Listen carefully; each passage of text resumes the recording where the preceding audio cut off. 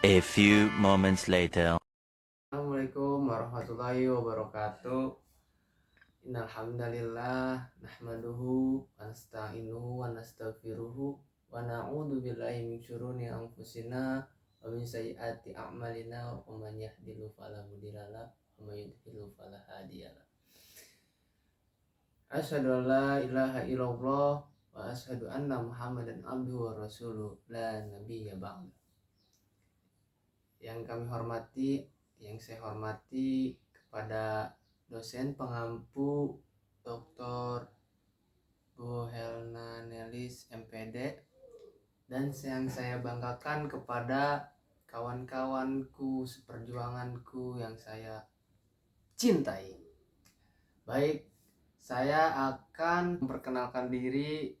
Nama saya Muhammad Adib Almiyasaro, dipanggilnya Adib, dari Cilegon, jurusan Manajemen Pendidikan Islam, semester 3, NIM 221250039. Blok 2. Judul dari materi kita adalah konsep perencanaan pendidikan. Mari kita lihat video berikut. Jadi, perencanaan pendidikan merupakan suatu proses mempersiapkan seperangkat keputusan untuk kegiatan-kegiatan di masa depan yang diarahkan untuk mencapai tujuan-tujuan dengan cara optimal untuk pembangunan ekonomi dan sosial secara menyeluruh dari suatu negara. Tentang perencanaan pendidikan ada tujuh konsep penting yang perlu dipahami dalam mengawali kajian atau pembahasan tentang konsep perencanaan pendidikan. Antara lain, yang pertama, pengertian perencanaan pendidikan. Yang kedua, tujuan perencanaan pendidikan. Yang ketiga, manfaat perencanaan pendidikan. Yang keempat, ruang lingkup perencanaan pendidikan. Yang kelima, karakteristik perencanaan pendidikan. Yang keenam, prinsip-prinsip perencanaan pendidikan. Dan yang ketujuh, proses dan tahapan penyusunan. I got so much motherfucking design on right now. Break it down, bring it back, make it clap. I got 3 old thoughts, new block, where that thing. Bitches on my line, and you know.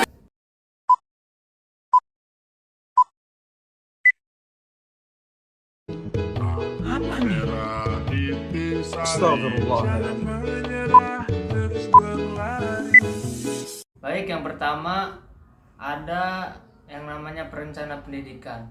Merupakan sebuah proses yang sistematis dan terencana dalam mengembangkan program pendidikan yang berkualitas dalam konteks global saat ini. Nah, di sini ada definisi perencanaan pendidikan.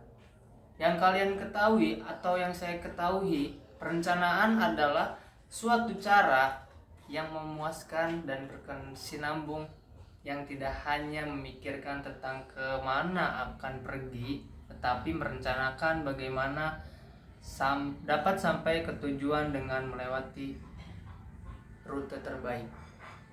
Nah, definisi pendidikan adalah suatu lembaga yang sifatnya mendidik dalam upaya mendewasakan manusia melalui sebuah pengajaran dan pelatihan. Nah, tadi kita sudah mengetahui definisi perencanaan pendidikan. Nah, perencanaan bisa di dalam aspek kuantitatif. Perencanaan dalam kuantitatif, pendidikan adalah rancangan program yang sistematis, terencana, dan terukur melalui sebagai tahap untuk meningkatkan kualitas pendidikan secara berkelanjutan. Nah, dalam aspek kualitatif, sekolah, universitas, atau institusi pendidikan lainnya, pendidikan adalah proses belajar mengajar yang sistematis di berbagai lembaga pendidikan seperti contohnya yang tadi. Nah, di sini juga ada yang namanya konsep perencanaan pendidikan. Yang pertama, pemetaan sumber daya manusia. Semua sumber daya yang diperlukan harus dipetakan dengan baik agar kebutuhan program dapat terpenuhi. Yang kedua, penentuan tujuan.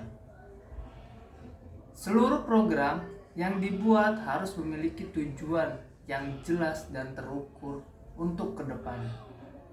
Yang ketiga, pengembangan sasaran. Nah, sini sasaran program harus terus dikembangkan untuk memberikan hasil yang terbaik. Nah, yang keempat, pengawasan dan evaluasi.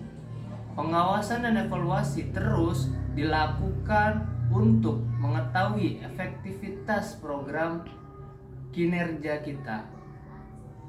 Nah, tadi kita sudah membahas yang namanya konsep perencanaan itu ada 4 yang saya tadi sudah jelaskan. Nah, di sini ada lagi landasan perencanaan pendidikan. Yang pertama, ilmu pengetahuan. Sebuah perencanaan didasarkan atas ilmu pengetahuan yang terus berkembang dan berubah sehingga program yang dibuat berkesinambungan. Nah, yang kedua, partisipasi dan kolaborasi.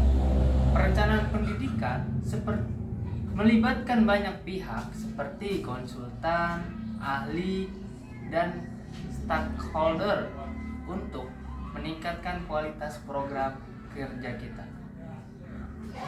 Nah, yang ketiga, kreativitas.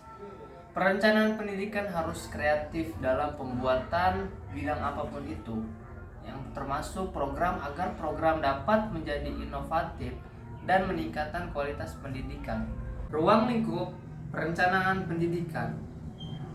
Ada yang pertama, kurikulum. Perencanaan kurikulum untuk menentukan metode pengajaran apa saja yang dibutuhkan dalam sebuah pendidikan.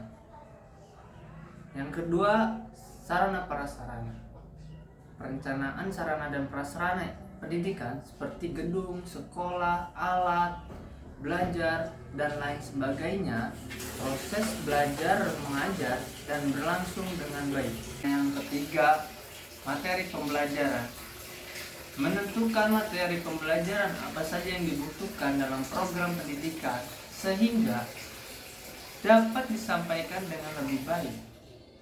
Yang keempat, manajemen. Dalam perencanaan pendidikan penting atas regulasi program serta pengaturan kebijakan dan finansial yang diperlukan untuk keberlangsungan program. Yang selanjutnya, tujuan perencanaan pendidikan. Tujuan perencanaan pendidikan adalah untuk menciptakan program pendidikan yang berkualitas serta relevan dan sesuai dengan kebutuhan masyarakat. Program pendidikan yang baik akan mendorong perkembangan masyarakat yang lebih maju. Nah, dan yang terakhir adalah fungsi perencanaan pendidikan. Yang pertama, membangun identitas bangsa. Perencanaan pendidikan membantu membangun identitas bangsa agar di dalamnya terdapat nilai-nilai kebangsaan dan kearifan lokal. Yang kedua, memberikan keterampilan. Dalam perencanaan pendidikan, tujuan utama adalah membangun keterampilan bagi para peserta didik untuk dapat bersaing ketika memasuki dunia kerja. Yang ketiga, mendorong kreativitas. Perencanaan pendidikan berperan penting dalam meningkatkan kreativitas peserta didik agar mereka memiliki skill yang dibutuhkan dalam industri kreativitas.